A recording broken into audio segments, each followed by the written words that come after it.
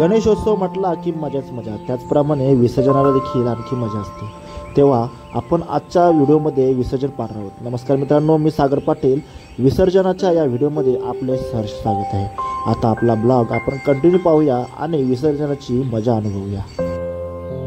आता संध्याकाळचे वाजलेत 5 आणि आज बाप्पाचा शेवटचा दिवस आहे।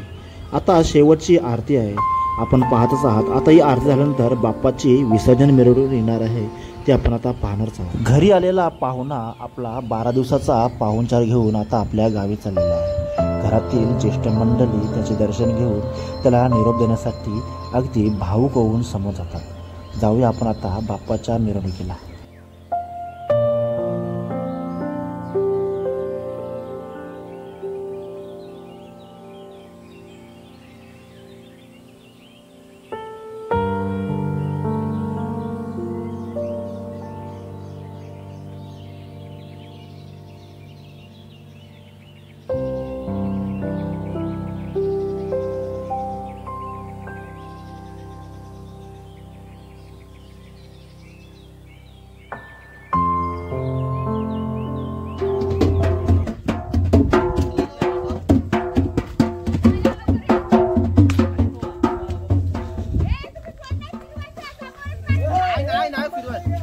समोर दृश्य पाहत आहात की दोन्ही साईडला हिरवीगार शेती आहे, परंतु रस्ता मात्र कच्चा आहे आणि त्या कच्च्या रस्त्यातून आणि हिरवीगार शेतीतून चक्क आपले बाप्पा अगदी राजासारखे मिरवत येत आहेत। आपण पाहतच असाल।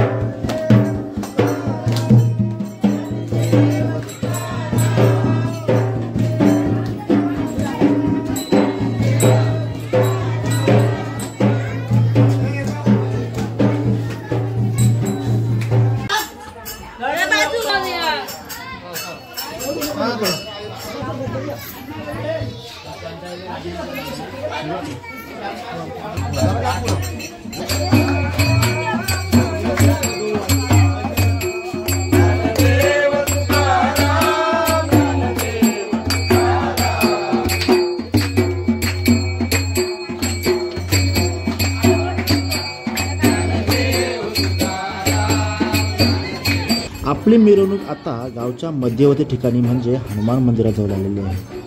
आपण आता पाहतच आहात की इथे आपले 1 2 3 टोटल 4 बाप्पा जमलेले आहेत। जाऊया आपण बाप्पांसोबत। अगदी खूप अशी छान अशी निसर्गाच्या सानिध्यात ती मिरवणूक निघणार आहे, त्याची आपण मजा घेऊ।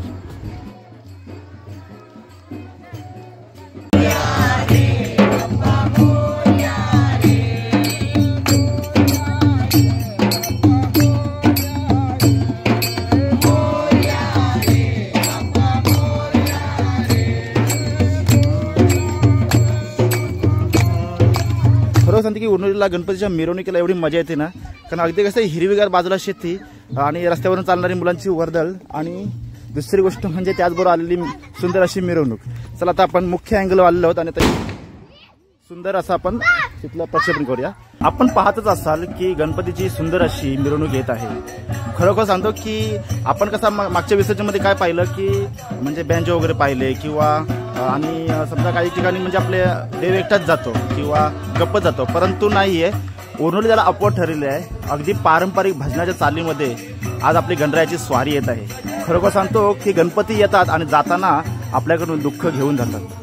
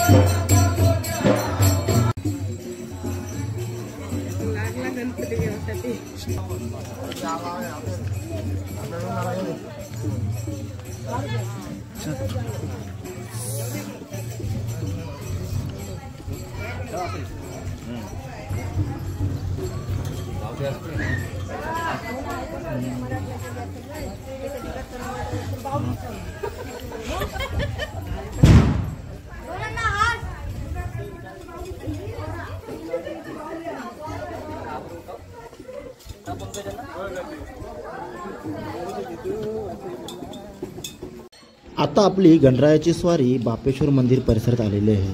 बापेश्वर म्हणजे उर्नोलीचे ग्रामदैवत हे तुम्हाला अगोदर देखील माहीत आहे, परंतु आपल्या प्रत्येक व्हिडिओमध्ये बापेश्वर देवाचा सहभाग असतो, असायलाच हवा। शेवटी आपल्याला मार्गदर्शन नेहमी करतात।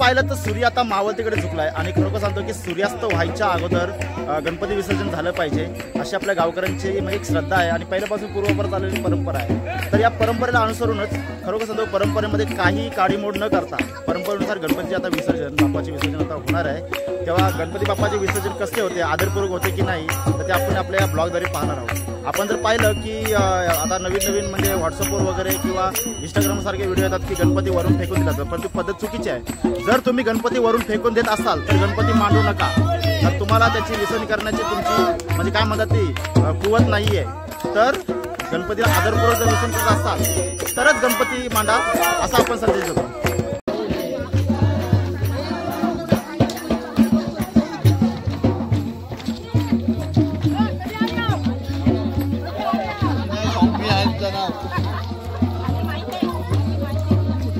चला आपण जर पाहिलं तर अशी जेट्टी ही प्रत्येक गावात असावी अशी इच्छा आहे। विसर्जन आला तुम्ही, मजा आली, मस्त। चला आपण जाऊया पुढं। ही जेटी आहे आणि या जेटीवर आता बाप्पाचे विसर्जन होणार आहे आणि आपण पाहतात. नमस्कार.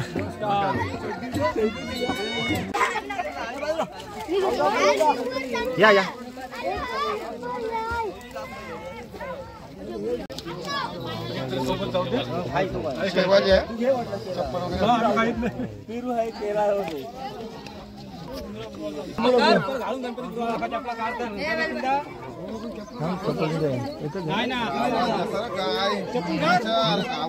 गणपती बाप्पा मोरया.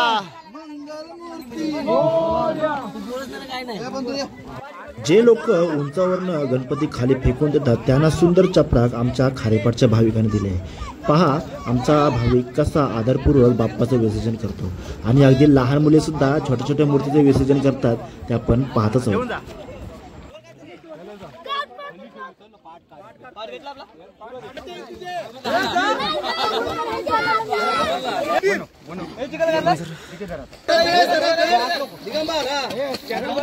गणपती बाप्पा मोरया.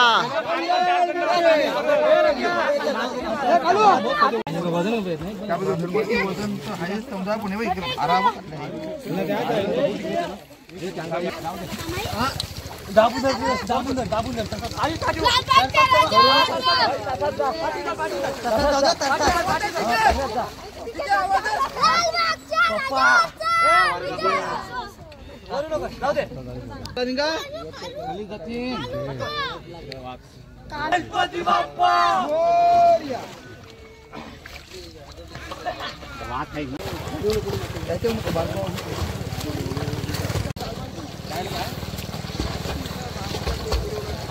गणपती बाप्पा मोरया.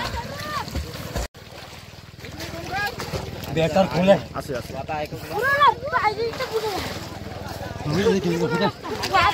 मित्रांनो मिळूया आपण आता डायरेक्ट पुढच्या वर्षी.